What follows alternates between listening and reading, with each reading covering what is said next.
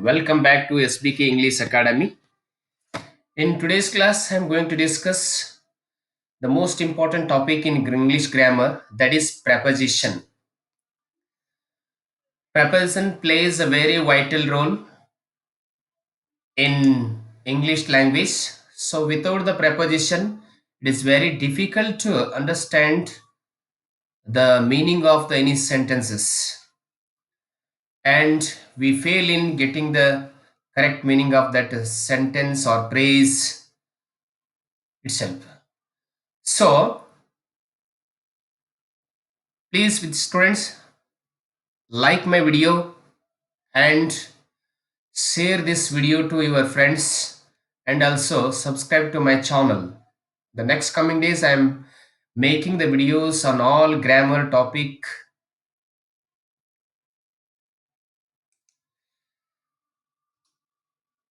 See, preposition is a word which is used to show the relation between two grammatical words, or a word used with a noun or pronoun to show their relation with some other words in a sentence. ಆತ್ಮೀಯ ವಿದ್ಯಾರ್ಥಿಗಳೇ, ಇಲ್ಲಿ ಪ್ರೆಪೋಸಿಷನ್ ಅಂತಕ್ಕಂಥದ್ದು ಬಹಳ ಮಹತ್ವವಾಗಿರ್ತಕ್ಕಂಥ ಒಂದು ಅಂಶ. ಈ English ಗ್ರಾಮರ್ದಲ್ಲಿ ಈ ಪ್ರೆಪೋಸಿಷನ್ ಅತಿ ಮುಖ್ಯವಾಗಿರುವಂಥದ್ದು. ನಾವು ಈ ಪ್ರೆಪೋಸಿಷನ್ ನ ತಿಳಿದುಕೊಂಡ್ರೆ ನಾವು ಸೆಂಟೆನ್ಸ್ಗಳನ್ನ ಕರೆಕ್ಟ್ ಆಗಿ ಕನ್ಸ್ಟ್ರಕ್ಟ್ ಮಾಡಲಿಕ್ಕೆ ಮತ್ತು ಆ ಸೆಂಟೆನ್ಸ್ಗಳ ಅರ್ಥವನ್ನ ಸರಿಯಾಗಿ ತಿಳಿದುಕೊಳ್ಳಲಿಕ್ಕೆ ನಮಗೆ ತುಂಬಾ ಹೆಲ್ಪ್ ಆಗುತ್ತೆ. ಅದಕ್ಕಾಗಿ ಪ್ರೆಪೋಸಿಷನ್ ಅಂತಂದ್ರ ಏನು ಅಂತಂದ್ರೆ, ಪ್ರೆಪೋಸಿಷನ್ ಅಂತಂದ್ರ ಎರಡು ಶಬ್ದಗಳ ನಡುವೆ ಇರುವ ಸಂಬಂಧವನ್ನ ಸೂಚಿಸುವುದೇ ಅದು ಪ್ರೆಪೋಸಿಷನ್ ದ ಮುಖ್ಯ ಕೆಲಸ. The main function of the preposition is to show the relation between two words. Those two words are used with a noun or pronoun to show their relation with some other word in a sentence. ಅಂದ್ರೆ ಆ preposition ಅನ್ನ noun ಮತ್ತು ಈ ಪ್ರನೌನ್ಗಳ ಮಧ್ಯ, noun ಅಥವಾ pronoun ಜೊತೆಯಲ್ಲಿ ಉಪಯೋಗಿಸ್ತೇವೆ. ಆ ನೌನ್ ಅಥವಾ ಪ್ರನೌನ್ ಸಂಬಂಧವನ್ನ ಆ ವಾಕ್ಯದಲ್ಲಿರುವ ಇತರ ಶಬ್ದಗಳ ಜೊತೆಗೆ ಸಂಬಂಧವನ್ನ ತೋರಿಸುವ ಸಲುವಾಗಿ, ಸೂಚಿಸುವ ಸಲುವಾಗಿ ಪ್ರೆಪೋಸಿಷನ್ ಅನ್ನು ನಾವು ಬಳಸ್ತೇವೆ. ಈಗ ಪ್ರೆಪೋಸಿಷನ್ ಅಂತಂದಾಗ ಅನೇಕ ಶಬ್ದಗಳು, ಸುಮಾರು 50ಕ್ಕಿಂತ ಹೆಚ್ಚು ಪ್ರೆಪೋಸಿಷನ್ ವರ್ಡ್ಗಳನ್ನ ನಾವು ಇಲ್ಲಿ ನೋಡ್ತಾ ಇದ್ದೇವೆ. ಅಲ್ಲಿ ಮುಖ್ಯವಾಗಿ ಇಂದಿನ ತರಗತಿಯಲ್ಲಿ ಕೆಲವು ಪ್ರೆಪೋಸಿಷನ್ ವರ್ಡ್ಗಳನ್ನ ನಾನಿಲ್ಲಿ ತಮಗೆ ತಿಳಿಸ್ಕೊಡ್ತಾ ಇದ್ದೇನೆ. ಮೊದಲನೇದಾಗಿ ಅಬೌಟ್ ಅನ್ನುವಂಥದ್ದು. About, ABOUT, about. ಈ ಅಬೌಟ್ ಅನ್ನೋ ಪ್ರೆಪೋಸಿಷನ್ ಅನ್ನು ನಾವು ಎಲ್ಲಿ ಬಳಸಬೇಕು, ಯಾವ ಸಂದರ್ಭದಲ್ಲಿ ಬಳಸಬೇಕು ಅಂತಂದ್ರೆ, in which context do you use this preposition about? ನೋಡಿ, ಇನ್ ಕನೆಕ್ಷನ್ ವಿತ್, ನಾವು ಸಂಬಂಧವನ್ನ ಸೂಚಿಸುವಾಗ ನಾವು ಇದನ್ನ ಈ ಪ್ರೆಪೋಸಿಷನ್, ಇದು ಪ್ರೆಪೋಸಿಷನ್ ಅಬೌಟ್ ಅನ್ನ ಬಳಸ್ತೇವೆ. ಒಂದು, he told me about all the murder. ಅಂದ್ರೆ ಒಂದು ಮರ್ಡರ್ ಬಗ್ಗೆ ಹೇಳುವಾಗ ಅಲ್ಲಿ ಸಂಬಂಧವನ್ನ ಸೂಚಿಸಿ ನಾವು ಹೇಳ್ಬೇಕಾಗಿತ್ತಂತಂದ್ರೆ ಅಲ್ಲಿ ಈ ಅಬೌಟ್ ಅನ್ನ ಇಂಥ ಸಂದರ್ಭಗಳಲ್ಲಿ ಬಳಸಬಹುದು. He told about all, he told me all about the murder. ಎಲ್ಲವನ್ನ ಮರ್ಡರ್ ಬಗ್ಗೆ, ಈ ಮರ್ಡರ್ ಬಗ್ಗೆ ಎಲ್ಲವನ್ನ ನನಗೆ ಹೇಳಿದ. ಅಥವಾ he told me all about this incident ಅಂತ ಹೇಳ್ಬೋದು. ಬೇರೆ ಎಕ್ಸಾಂಪಲ್ಗಳನ್ನ ಕೂಡ ನಾವು ಕೊಡ್ಬೋದು. ಸೆಕೆಂಡ್ ಎಕ್ಸಾಂಪಲ್ ನ, he does not care about his study. Is ಅದರ ಬಗ್ಗೆ, ಅದರ ಕುರಿತು ಅನ್ನುವಂಥ ಸಂದರ್ಭದಲ್ಲಿ ನಾವಿಲ್ಲಿ ಅಬೌಟ್ ಅನ್ನ ಇಂಗ್ಲಿಷ್ ಲ್ಯಾಂಗ್ವೇಜ್ ನ ಸೆಂಟೆನ್ಸ್ಗಳಲ್ಲಿ ಬಳಸಬಹುದು. ಇನ್ನು ಎರಡನೇದಾಗಿ ಸಬ್ಜೆಕ್ಟ್ ಮ್ಯಾಟರ್ ಇದ್ದಾಗ, ಸಬ್ಜೆಕ್ಟ್ ಮ್ಯಾಟರ್ಗೆ ಸಂಬಂಧಪಟ್ಟಂತೆ ಈ ಅಬೌಟ್ ಅನ್ನ ಎಲ್ಲಿ ಹೇಗೆ ಬಳಸಬೇಕು ಅಂತಂದ್ರೆ, ನೋಡಿ, ಇಲ್ಲಿ my mother told me A story about the Mahabharata. ಈ ಮಹಾಭಾರತದ ಸಬ್ಜೆಕ್ಟ್ಗೆ ಸಂಬಂಧಪಟ್ಟಂತೆ, ವಿಷಯಕ್ಕೆ ಸಂಬಂಧಪಟ್ಟಂತೆ ನಮ್ಮ ತಾಯಿ ನಮಗೊಂದು ಕಥೆ ಹೇಳಿದ್ಲು. ಅಥವಾ ಒಂದು ವಿಷಯದ ಬಗ್ಗೆ ಮಾತನಾಡಬೇಕಾದ್ರೆ ಅಲ್ಲಿ ನಾವು ಒಂದು ಪುಸ್ತಕದ ಬಗ್ಗೆ, ಒಂದು ಪರ್ಟಿಕ್ಯುಲರ್ ವಿಷಯದ ಬಗ್ಗೆ ಹೇಳ್ಬೇಕಾದ್ರೆ ಇಲ್ಲಿ ಅಬೌಟ್ ಅನ್ನ ಬಳಸಬೇಕು. ಅದರ ಬಗ್ಗೆ ಅಂದ್ರೆ ಮಹಾಭಾರತದ ಬಗ್ಗೆ. ಈ ಎರಡನೇದಾಗಿ this is book. This is this is A book about biology. ಈ ಪುಸ್ತಕ ಬಯಾಲಜಿ ಕುರಿತು ಇದೆ, ಬಯಾಲಜಿ ವಿಷಯದ ಕುರಿತು ಇದೆ ಅನ್ನೋ ಇಂಥ ಸಂದರ್ಭದಲ್ಲಿ ಅಬೌಟ್ ಅನ್ನ ಬಳಸ್ತೇವೆ. ಇನ್ನು ಮೂರನೇ ಸಂದರ್ಭ ಈ ಅಬೌಟ್ ಅನ್ನ ಬಳಸುವಂತದ್ದು, ಇಟ್ ಶೋಸ್ ನಿಯರ್ನೆಸ್. ಬಹುಶಃ, ಸುಮಾರು ಅಂತ ಹೇಳ್ತೀವಲ್ಲ ನೋಡಿ. His father is about to retire ಅಂದ್ರೆ, ಓಹೋ ಬಹುಶಃ ಇವ್ರ ಫಾದರ್ ಇದಾರಲ್ಲ ಅವರು ಈಗೇನು ನಿವೃತ್ತಿ ಆಗುವ ಸಮೀಪದಲ್ಲಿದ್ದಾರೆ, ಇನ್ನು 1 ವರ್ಷ 2 ವರ್ಷ ಇರಬಹುದು. ಹೀಗೆ ಅಬೌಟ್ ನಿಯರ್ನೆಸ್ ಅಂತ. My friend is about to finish his project.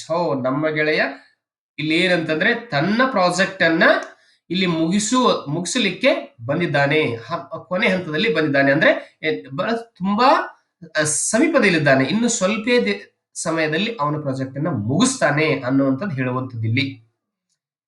Next proposition word it is that is above. ನಾವೀಗ ಅಬೌಟ್ ನೋಡಿದೀವಿ, ಈಗ ಅಬೌವ್ ಇದು ಕೂಡ ಒಂದು ಮುಖ್ಯವಾಗಿರ್ತಕ್ಕಂಥ ಪ್ರಪೋಸಿಷನ್. ಈ ಅಬೌವ್ ಅನ್ನ ಮೇಲೆ ಅಂತಕ್ಕಂಥ ಅರ್ಥದಲ್ಲಿ ನಾವು ಬಳಸ್ತೇವೆ. ಯಾವುದಾದ್ರೂ ಒಂದು ವಸ್ತು ಮೇಲೆ ಫಿಕ್ಸ್ ಆಗಿದ್ದಾಗ ಆ ಸಂದರ್ಭದಲ್ಲಿ ನಾವು ಅಬೌವ್ ಅನ್ನ ಬಳಸ್ತೀವಿ. ಅಲ್ಲಿ ಮೂಮೆಂಟ್ ಇರಬಾರದು, there is no any movement in that thing. So that is we have to use that above here. For example, a position higher than something. Above ಅನ್ನ ಎಲ್ಲಿ ಬಳಸ ಮೊದಲನೇ ಸಂದರ್ಭ a position higher than something, ಸ್ವಲ್ಪದಕ್ಕಿಂತ ಎತ್ತರದಲ್ಲಿ ಇರ್ತಕ್ಕಂಥ ಒಂದು ಸ್ಥಾನ ಇತ್ತಂತಂದ್ರೆ ಅಲ್ಲಿ ನಾವು ಅಬೌವ್ ಅನ್ನ ಬಳಸ್ತೀವಿ. ಉದಾಹರಣೆಗಾಗಿ, the water comes above his neck. ಇಲ್ಲಿ the water comes above his neck, ಇಲ್ಲಿ ನೀರು ಏನಪ್ಪಾ ಅಂದ್ರೆ ನೆಕ್ಕಿಂತ ಮೇಲೆ ಬಂದಿದೆ ಅಂತ ಇಲ್ಲಿ ಅಬೌವ್ ಅನ್ನ ಬಳಸಿದ್ದೇವೆ. ಇನ್ನು ಎರಡನೇ sentence, the headmaster is above to than assistant grade. ಈ ಹೆಡ್ ಮಾಸ್ಟರ್ ಅನ್ನೋದು ಅಸಿಸ್ಟೆಂಟ್ ಗ್ರೇಡ್ಗಿಂತ ಮೇಲೆ ಇರುವಂತದ್ದು. ಇನ್ನು ಎರಡನೇದಾಗಿ, greater in number, value, weight, temperature ಇದ್ದಾಗ ನಾವು ಬಳಸ್ತೇವೆ. ಇಲ್ಲಿ ನೋಡಿ, ದ ರಾಬರ್ಸ್ ವರ್ ಅಬೌವ್ 15. ಆ ದರೋಡೆಕೋರರು 15ಕ್ಕಿಂತ ಹೆಚ್ಚಿರಬಹುದು. The mole is 5 kg. ಆ ಮೋಲ್ ಅಂತಕ್ಕಂಥ ಒಂದು ಇದೆಯಲ್ಲ, ಈ ಹೆಗ್ಗಣ, ಮೋಲ್ ಅಂದ್ರೆ ಹೆಗ್ಗಣ, ಅದು ಸುಮಾರು ಒಂದು 5 kg ತೂಕ ಇರಬಹುದು ಅಂತ ಇಲ್ಲಿ ಊಹಿಸಿ ನಾವು ಹೇಳ್ತಿರ್ತೀವಲ್ಲ, ಅವಾಗ ನಾವಿಲ್ಲಿ ಅಬೌವ್ ಅನ್ನ ಬರೆಯುವ. 5 kgಗಿಂತ ಹೆಚ್ಚಿರಬಹುದು, ಅಬೌವ್ ಅಂತ ಅರ್ಥ ಇಲ್ಲಿ. Above is use for higher than ಅಂದ್ರೆ ಎತ್ತರವಾಗಿರುವಾಗ. ನೋಡಿ, the sun rose above the horizon. ಇಲ್ಲಿ ಹಾರಿಜನ್ ಈ ಕ್ಷಿತಿಜಕ್ಕಿಂತ ಮೇಲೆ ಬಂದಿದ್ದಾನೆ ಸೂರ್ಯ ಈಗ ಅಂತ. We were flying above the clouds. We are flying above the cloud. ನಾವು ಕ್ಲೌಡ್ ದ ಮೇಲೆ ಇದ್ದೇವೆ, ನಮ್ಮ ಪ್ಲೇನ್ ಕ್ಲೌಡ್ ದ ಮೇಲೆ ಇದೆ ಅಂತ ಹೇಳ್ಬೋದು. The ceiling is above our head. ಈಗ ಸಿಲ್ಲಿಂಗ್ ಇರ್ತದೆ, ನಮ್ಮ ಮನೆ ನಾವು ಕುಳಿತುಕೊಂಡಾಗ ನಮ್ಮ ಮನೆಯಲ್ಲಿ ಇರ್ತಕ್ಕಂಥ ಚಾವಣಿ ಇರ್ತದಲ್ಲ, ಅದು ನಮ್ಮ ಮೇಲಿದೆ. ನಮ್ಮ ಇಲ್ಲಿ ತಲೆ ಮತ್ತು ಹೆಡ್ ಮತ್ತು ಈ ಸಿಲ್ಲಿಂಗ್ ಅನ್ನ ಕಂಪೇರ್ ಮಾಡಿದ್ರೆ ತಲೆ ಮೇಲೆ ಸಿಲ್ಲಿಂಗ್ ಮೇಲ್ಗಡೆ ಇರ್ತದೆ, ಅದು ಫಿಕ್ಸ್ ಆಗಿರ್ತದೆ. ಅದಕ್ಕೆ ನಾವಿಲ್ಲಿ ಅಬೌವ್ ಅನ್ನ ಬಳಸಬೇಕು. ಈ ಸಂದರ್ಭಗಳಲ್ಲಿ ನಾವು ಅಬೌವ್ ಅಂತಕ್ಕಂಥ ಪ್ರಪೋಸಿಷನ್ ಅನ್ನ ಬಳಸಬೇಕು. ಇನ್ನ ನೆಕ್ಸ್ಟ್ ಆಗಿರ್ತಕ್ಕಂಥದ್ದು ಅಕ್ರಾಸ್. ಅಕ್ರಾಸ್ ಕೂಡ ಒಂದು ಅಷ್ಟೇ ಮಹತ್ವವಾಗಿರ್ತಕ್ಕಂಥ ಒಂದು ಪ್ರಿಪೋಸಿಷನ್ ವರ್ಡ್. ಇಲ್ಲಿ moving from one side to the other side of something. ನಾವು ಒಂದು ಬದಿಯಿಂದ ಇನ್ನೊಂದು ಬದಿಗೆ ಹೋಗುವಾಗ ಅಲ್ಲಿ ನಾವು ಈ ಅಕ್ರಾಸ್ ಅಂತಕ್ಕಂಥ ಪ್ರಪೋಸಿಷನ್ ಅನ್ನ ಬಳಸಬೇಕು. ನೋಡಿ, the ship will carry the goods across the C. ಅಂದ್ರ ಈಗ ಒಂದು ಶಿಪ್ಪು ಒಂದು ದಂಡೆಯಿಂದ ಇನ್ನೊಂದು ದಂಡೆಗೆ, ಒಂದು ಸ್ಥಳದಿಂದ ಇನ್ನೊಂದು ಸ್ಥಳಕ್ಕೆ ಆ ಗುಡ್ಸ್ ಗಳನ್ನ, ವಸ್ತುಗಳನ್ನ ಅದು ಹೊತ್ಕೊಂಡು ಹೋಗ್ತದೆ. ಅದಕ್ಕೆ ನಾ ಹೇಳಿದ್ದೇನೆ, moving from one side to the other side of the something. ಇಲ್ಲಿ ಅಕ್ರಾಸ್ ಅಂತ ಬಳಸಬೇಕು. ಇವಾಗ I am swimming across the river, the ship is moving cross the sea, the boat is moving across the sea. ಇಲ್ಲಿ ನೀರಿನಲ್ಲಿ ಏನಪ್ಪಾ ಅಂತಂದ್ರೆ ಆ ನೀರಿಗೆ ಯಾವುದೇ ಒಂದು ವಸ್ತು ಟಚ್ ಆಗಿ ಹೋಗ್ತಿತ್ತು ಅಂತಂದ್ರೆ ಇಲ್ಲಿ ಅಕ್ರಾಸ್ ಅನ್ನ ಬಳಸಬೇಕು. Next example, she ran across the field. She ran across the field. ಇಲ್ಲಿ ಫೀಲ್ಡ್ ಅಲ್ಲಿ ಅವಳು ಓಡಿದ್ಲು ಅಂತ. ಅಕ್ರಾಸ್ ಅಂದ್ರೆ ಯಾಕಂದ್ರೆ ಅವಳ ಪಾದಗಳು ಏನಪ್ಪಾ ಅಂದ್ರೆ ಭೂಮಿಗೆ ಟಚ್ ಆಗಿರ್ತಾವಲ್ಲ, ಅಲ್ಲಿ ಕೂಡ ನಾವು ಅಕ್ರಾಸ್ ಅನ್ನ ಬಳಸ್ತೇವೆ. ಅಂದ್ರೆ ಆ ವಸ್ತು ಆ ಒಂದು ಭೂಮಿಗೆ ಅಥವಾ ನೀರಿನ ಮೇಲೆ ಟಚ್ ಆಗಿದ್ರೆ ಇಲ್ಲಿ ಅಕ್ರಾಸ್ ಅಂತ ನಾವು ಶಬ್ದವ ಈ ಪ್ರಿಪೋಸಿಷನ್ ನ ಬಳಸ್ತೇವೆ. Next, the horse gallops across the ground. Same, ಇದು ಕೂಡ ಹಾಗೆ ಅಕ್ರಾಸ್. ಇಲ್ಲಿ next, Surekha swims across the river. ಅಲ್ಲಿ ಕೂಡ ಈ ಸ್ವಿಮ್ಮಿಂಗ್ ಮಾಡುವಾಗ ಕೂಡ ನಮ್ಮ ಶರೀರ ನೀರಿಗೆ ಟಚ್ ಆಗಿರ್ತದಲ್ಲ, ಅಲ್ಲಿ ಕೂಡ ನಾವು ಇಲ್ಲಿ ಅಕ್ರಾಸ್ ಅಂತಕ್ಕಂಥದ್ದನ್ನು ಬಳಸಬೇಕು. ಈಗ ಆಫ್ಟರ್ ಅನ್ನುವಂಥದ್ದು, after my mother came here after my lunch. ನಂತರ, ನಂತರ ಅನ್ನುವಂತ ಒಂದು ಅರ್ಥದಲ್ಲಿ ಇಲ್ಲಿ ಆಫ್ಟರ್ ಅನ್ನ ಬಳಸ್ತೇವೆ. ವಿದ್ಯಾರ್ಥಿಗಳೇ, ಆಫ್ಟರ್ ಅನ್ನು ಕೂಡ ನಾವು ಕಂಜಂಕ್ಷನ್ ಆಗಿ ಕೂಡ ಬಳಸ್ತೇವೆ, ಇಲ್ಲಿ ಪ್ರಪೋಸಿಷನ್ ಆಗಿ ಕೂಡ ಬಳಸ್ತೇವೆ. ಇಲ್ಲಿ ಕಂಜಂಕ್ಷನ್ ಆಗಿ ನಾವು ಬಳಸಿದ್ದೇವೆ, ಕನ್ಫ್ಯೂಸ್ ಆಗಬಾರ್ದು. ನೋಡಿ, I went to the station after the train had left ಅಂತ ನಾವಿಲ್ಲಿ ಹೇಳ್ಬೋದು.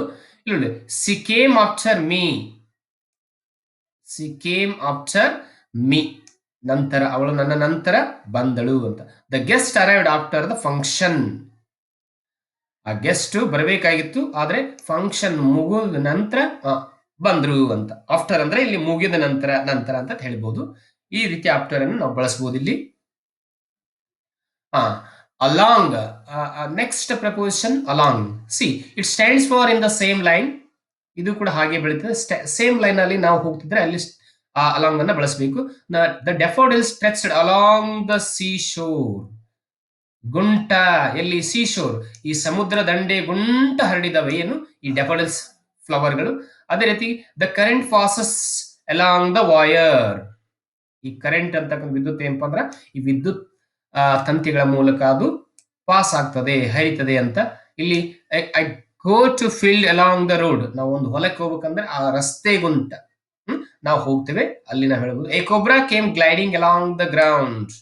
ಇಲ್ಲಿ ಕೊಬ್ರಾ ಒಂದು ಗ್ರೌಂಡ್ ದ ಗುಂಟ ಏನಪ್ಪಾ ಅಂತಂದ್ರೆ ಅದು ನಮ್ ಈ ಕೊಬ್ರಾ ಬಂತು, ನಾಗರಹಾವು ಬಂತು ಅಂತ ಹೇಳ್ಬೋದು.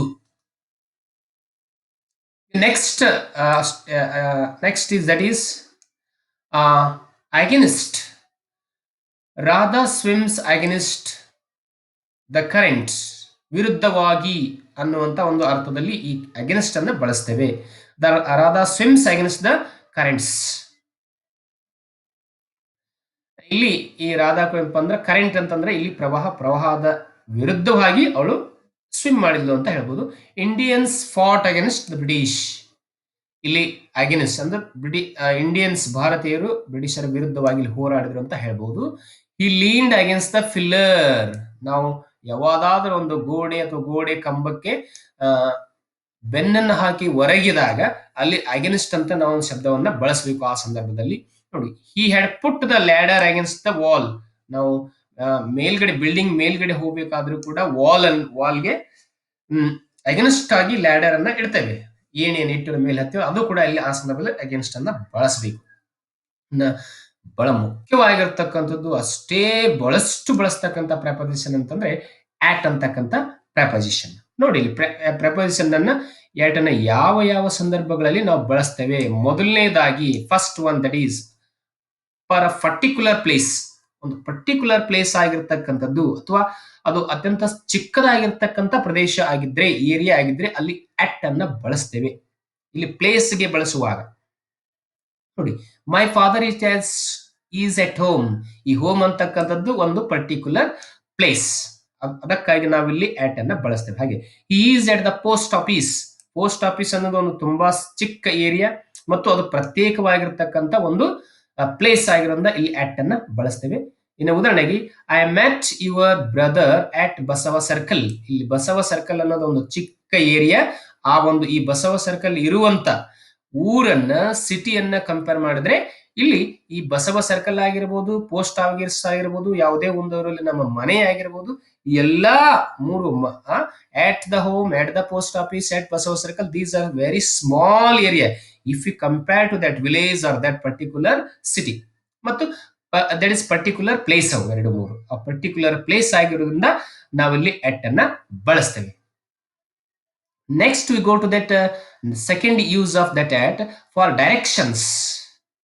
When we are saying about the directions, so we have to use at preposition there. ನಾವು ದಿಕ್ಕುಗಳ ಬಗ್ಗೆ ಹೇಳುವಾಗ ಅಲ್ಲಿ ಅಟ್ ಅಂತಕ್ಕಂಥ ಪ್ರಪೋಸಿಷನ್ ಬಳಸ್ತೇವೆ. See, he looked at her face, ಅವಳ ಮುಖದ ಕಡೆಗೆ, ಮುಖ ನೋಡಿದ ಅಂತ ಇಲ್ಲಿ ಅಟ್ ಅನ್ನ ಬಳಸ್ತೇವೆ. And then he is standing at the door, door ಡೋರ್ದಲ್ಲಿ ನಿಂತಿದ್ದಾನೆ ಅಂತ ಈ ಸಂದರ್ಭಗಳಲ್ಲಿ. ಇನ್ನು ಮುಂದೆ ಎಟ್ ಅನ್ನ ಎಲ್ಲಿ ಬಳಸ್ತೇವೆ ಅಂತಂದ್ರೆ ಇಲ್ಲಿ next that is about standard of A person. ಒಬ್ಬ ವ್ಯಕ್ತಿಯ ಗುಣಮಟ್ಟವನ್ನು ಹೇಳ್ಬೇಕಂತಂದ್ರೆ ಅವಾಗ ನಾವು ಎಟ್ ಅನ್ನ ಬಳಸ್ತೀವಿ. ನೋಡಿ, for example, he is good at science. C, he is good at science. ಅವನು ಸೈನ್ಸ್ ವಿಷಯದಲ್ಲಿ ತುಂಬಾ ಪರಿಣಿತಿಯನ್ನು ಹೊಂದಿದ್ದಾನೆ. Is good at science, is good at maths, is good at English language, is good at English grammar. So this is, ಈ ಸಂದರ್ಭದಲ್ಲಿ ಕೂಡ ನಾವು at ಅನ್ನ ಬಳಸಬೇಕು. ವೈಲ್ ಸ್ಪೀಕಿಂಗ್ ಅಬೌಟ್ ಏಜ್, ನಾವು ಒಬ್ಬರ ವಯಸ್ಸಿನ ಬಗ್ಗೆ ಮಾತನಾಡಬೇಕಾದ್ರೆ ಅಲ್ಲಿ ಅಟ್ ಅನ್ನ ಬಳಸಬೇಕು. At the age of 27, he was a doctor. So he became a doctor. At the age of 10, he entered the field. At the age of 5, he started singing. ಈ ರೀತಿಯಾಗಿ ಹೇಳ್ಬೋದು. ಇಲ್ಲಿ ಕೂಡ Sachin was famous at 19, means 19 years in cricket. ಕ್ರಿಕೆಟ್ದಲ್ಲಿ ಈ ಸಚಿನ್ ಅವರು ಕೇವಲ 19 ವರ್ಷದಾಗಿದ್ದಾಗಲೇ ಬಹಳಷ್ಟು ಪಾಪ್ಯುಲರ್, ಜನಪ್ರಿಯತೆ ಆಗಿದ್ರು, ಫೇಮಸ್ ಆಗಿದ್ರು ಅಂತ ಹೇಳ್ಬೋದು, ಪ್ರಸಿದ್ಧ ಆಗಿದ್ರು ಅಂತ ಹೇಳ್ಬೋದು. ಇಲ್ಲ second example, an exact point of time. Exact point of time ಇದ್ದಾಗ ನಾವಿಲ್ಲಿ ಅಟ್ ಅನ್ನ ಬಳಸಬೇಕು. C, the bus arrives at 10:30. He gets up at 5 a.m. The students come to school at 9:30 a.m. daily. So this is the exact time. So in this situations or in this exact point of time, we have to use preposition. ಅಂದ್ರೆ ನಿಖರವಾಗಿರತಕ್ಕಂಥ ಒಂದು ಸಮಯದ ಬಗ್ಗೆ ಮಾತನಾಡುವಾಗ ನಾವು ಅಲ್ಲಿ at ಅನ್ನ ಬಳಸಬೇಕು. Next at ಅನ್ನ ಎಲ್ಲಿ ಬಳಸ್ತೇವೆ ಅಂತಂದ್ರೆ ಕೊನೆಯದಾಗಿ ಅಟ್ ರೆಫರ್ಸ್ ಟು ಏಮ್. ನಾವು ಒಂದು ಗುರಿಯ ಬಗ್ಗೆ ಹೇಳಬೇಕಾದ್ರೆ ನೋಡಿ, he aimed at the bird or the hunter aimed at the bird. At ಅಂದ್ರೆ ಬರ್ಡ್ ನಾವು ಗುರಿಯನ್ನು ಎಲ್ಲಿದೆ ಅವನ ಗುರಿ, ಆ ಬರ್ಡ್ ಬಗ್ಗೆ ಇದೆ ಹಂಟರ್. ಅಥವಾ she aimed at high position. ಇಲ್ಲಿ ಹೈ ಪೊಸಿಷನ್ಗೆ, ಉನ್ನತ ಸ್ಥಾನಕ್ಕೆ ಬರೋದಕ್ಕೆ ಅವಳು ಉದ್ದೇಶಿಸಿದ್ದಾಳೆ, ಗುರಿಯನ್ನ ಇಟ್ಟಿದ್ದಾಳೆ ಅನ್ನೋ. ಇಲ್ಲಿ ಏಮ್ಡ್ ಅಂತ ಬಳಸಿದಾಗ ಇಲ್ಲಿ ಅಟ್ ಅಂತ ಪ್ರಪೋಸಿಷನ್ ನ ಬಳಸಬೇಕು. ಇನ್ನು ನೆಕ್ಸ್ಟ್ ನಾವು ಇಲ್ಲಿ ಮುಖ್ಯವಾಗಿರ್ತಕ್ಕಂಥ ಪ್ರಪೋಸಿಷನ್ ಅಂದ್ರೆ ಅರೌಂಡ್ ಆರ್ ರೌಂಡ್ ಅಂತ ಹೇಳ್ತೇವೆ. ಎರಡು ಇಲ್ಲಿ ಒಂದೇ, ಹೆಚ್ಚು ಕಡಿಮೆ ಒಂದೇ ಅರ್ಥದಲ್ಲಿ ಬಳಸ್ತೇವೆ ನಾವು. ಇಲ್ಲಿ ಈ ರ್ಯಾನ್ ಅರೌಂಡ್ ದ ಗ್ರೌಂಡ್, ಇವನು ಗ್ರೌಂಡ್ ತುಂಬಾ ಓಡಿದ ಅಂತ ಹೇಳ್ಬೋದು. ಅರೌಂಡ್ ಸುತ್ತಲೂ ಅಂತಕ್ಕಂಥ ಒಂದು ಅರ್ಥದಲ್ಲಿ ಇಲ್ಲಿ ಅರೌಂಡ್ ಅನ್ನ ಬಳಸ್ತೇವೆ. The horse ಗ್ಯಾಲಪ್ಸ್ around the field. ಈ ಫೀಲ್ಡ್ ರೌಂಡ್ ಸುತ್ತಲೂ ಏನಪ್ಪಾ ಅಂದ್ರೆ ಹಾರ್ಸ್ ಓಡಾಡುತ್ತಿದೆ ಅಂತ. I could here laughter all around ಅಂದ್ರೆ ಎಲ್ಲಾ ಕಡೆ, ಸುತ್ತಲೂ ಎಲ್ಲಾ ಕಡೆಗೆ ನಾನು ಈ ಒಂದು ನಗುವನ್ನ ನಾನು ಕೇಳಿದ್ದೇನೆ ಅಂತಕ್ಕಂಥ ಒಂದು ಅರ್ಥದಲ್ಲಿ ಇಲ್ಲಿ ಅರೌಂಡ್ ಅನ್ನ ಬಳಸ್ತೇವೆ, ಎಲ್ಲಾ ಕಡೆಗೆ, ಸುತ್ತಲೂ ಅಂತ. ನೆಕ್ಸ್ಟ್ ಆಗಿರ್ತಕ್ಕಂಥದ್ದು ಬಹಳ ಮುಖ್ಯವಾಗಿರ್ತಕ್ಕಂಥ ಪ್ರಪೋಸಿಷನ್. ಮತ್ತು ಎಲ್ಲ ವಿದ್ಯಾರ್ಥಿಗಳು, ಶಿಕ್ಷಕರು, ಇಂಗ್ಲಿಷ್ ಭಾಷೆಯನ್ನ ಮಾತನಾಡೋರು ಕೂಡ ಕನ್ಫ್ಯೂಸ್ ಮಾಡಿಕೊಳ್ಳತಕ್ಕಂಥ, ಗೊಂದಲವನ್ನ ಸೃಷ್ಟಿಕೊಳ್ಳತಕ್ಕಂಥ ಪ್ರಪೋಸಿಷನ್ ಅಂತಂದ್ರೆ ಇಲ್ಲಿ ಅಮಾಂಗ್ ಮತ್ತು ಬಿಟ್ವೀನ್ ಅಂತಕ್ಕಂಥ ಪ್ರಪೋಸಿಷನ್ ಬಹಳ ಮುಖ್ಯವಾಗಿರ್ತಕ್ಕಂಥ ಪ್ರಪೋಸಿಷನ್. ಇಲ್ಲಿ ವಿದ್ಯಾರ್ಥಿಗಳೇ ತಮ್ಮ ಪ್ರಶ್ನೆ ಪತ್ರಿಕೆಯಲ್ಲಿ ಬಹಳಷ್ಟು ಪ್ರಶ್ನೆಗಳನ್ನ ಈ ಅಮಾಂಗ್ ಮತ್ತು ಬಿಟ್ವೀನ್ ಆಗ್ಲಿ ಅಟ್ ಮೇಲೆ ಬಹಳಷ್ಟು ಪ್ರಶ್ನೆಗಳನ್ನ ಕೇಳಿರ್ತಾರೆ. ಪ್ರತಿ ಒಂದು ಇಂಗ್ಲಿಷ್ ವಿಷಯದ ಪ್ರಶ್ನೆ ಪತ್ರಿಕೆಯಲ್ಲಿ ಈ ಪ್ರಪೋಸಿಷನ್ ಅಂತಕ್ಕಂಥ ಒಂದು ಟಾಪಿಕ್ ಮೇಲೆ ಕಡ್ಡಾಯ ಒಂದು ಪ್ರಶ್ನೆ ಇರ್ತದೆ. ನೋಡಿ ಇಲ್ಲಿ ಎಲ್ಲಿ ಬಳಸ್ತೇವೆ among. What is difference between among and between? ಇವೆರಡನ್ನು ಅಮಾಂಗ್ ಮತ್ತು ಬಿಟ್ವೀನ್ ನಡುವೆ ಇರ್ತಕ್ಕಂಥ ಮುಖ್ಯ ವ್ಯತ್ಯಾಸ ಏನು ಅಂತಂದ್ರೆ ನೋಡಿ, between is used only two persons or two places or two things. Between is used in the sense of two.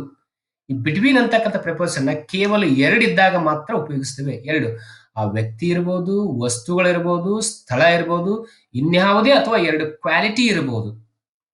It is use in sense of two. ಒಂದು ಎರಡು ಇರಬೇಕಷ್ಟೇ, ವಸ್ತು ಇರಲಿ, ವ್ಯಕ್ತಿ ಇರಲಿ, ಸ್ಥಳ ಇರಲಿ, ಕ್ವಾಲಿಟಿ ಇರಲಿ. ನೋಡಿ ಇಲ್ಲಿ ಎಕ್ಸಾಂಪಲ್ ನೋಡಿದಾಗ ನಮಗೆ ಅರ್ಥ ಆಗ್ತದೆ. The father divided his property between his two sons. ತನ್ನ ಎರಡು ಮಕ್ಕಳಿಗೆ ಮಧ್ಯದಲ್ಲಿ ತನ್ನ ಪ್ರಾಪರ್ಟಿಯನ್ನ ಶೇರ್ ಮಾಡಿದ, ಪಾಲು ಮಾಡಿದ ಅಂತ, ಭಾಗ ಮಾಡಿದ ಅಂತ. A girl is standing between two boys. ಅವಳಿಗೆ ಇಬ್ಬರು ಹುಡುಗರ ಮಧ್ಯದಲ್ಲಿ ನಿಂತಿದ್ದಾಳೆ. ಎರಡು, ಈ ಎರಡು ಇದ್ದಾಗ ಮಾತ್ರ ಅಲ್ಲಿ ಬಿಟ್ವೀನ್ ನ ಯೂಸ್ ಮಾಡ್ತೀವಿ. ಇನ್ನು among, among is used for more than two things. ಇಲ್ಲಿ ಎರಡಕ್ಕಿಂತ ಹೆಚ್ಚು, ಹೆಚ್ಚು ವಸ್ತು ಇರಬಹುದು, ವ್ಯಕ್ತಿ ಇರಬಹುದು, ಅಥವಾ ಸ್ಥಳ ಇದ್ರೆ, ಅಂದ್ರೆ ಅಲ್ಲಿ ಬಿಟ್ವೀನ್ ಅನ್ನ ಕೇವಲ ಎರಡೇ ಇರಬೇಕು. ಒಂದು ಮೂರು ಇದ್ರೆ ನಡೆಯೋದಿಲ್ಲ, ಎರಡೇ ಇರಬೇಕು. ಇಲ್ಲಿ ಈ ಅಮಂಗ್ ಅನ್ನ ಎರಡಕ್ಕಿಂತ ಹೆಚ್ಚಿರ್ಬೋದು, ಅಂದ್ರೆ ಮೂರು ಎರಡು ಇದ್ರೆ ನಡೆಯೋದಿಲ್ಲ.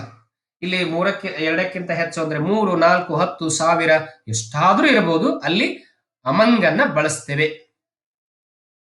ಈಗ ಉದಾಹರಣೆಗಾಗಿ the tribal people live among the wild animals.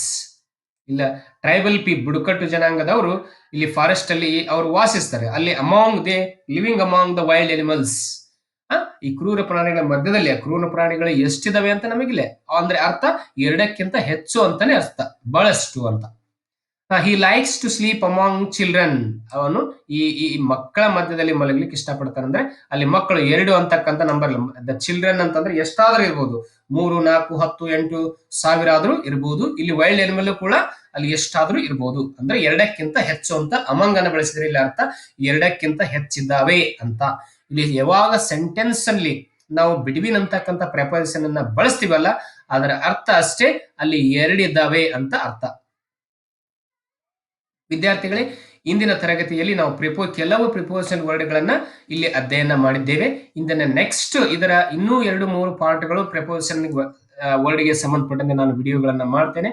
ದಯವಿಟ್ಟು ನನ್ನ ಚಾನಲ್ಗೆ ಸಬ್ಸ್ಕ್ರೈಬ್ ಮಾಡಿ ಮತ್ತು ಈ ವಿಡಿಯೋವನ್ನ ನಿಮ್ಮ ಫ್ರೆಂಡ್ಸ್ಗಳಿಗೆ ಶೇರ್ ಮಾಡಿ. Thank you for watching my video.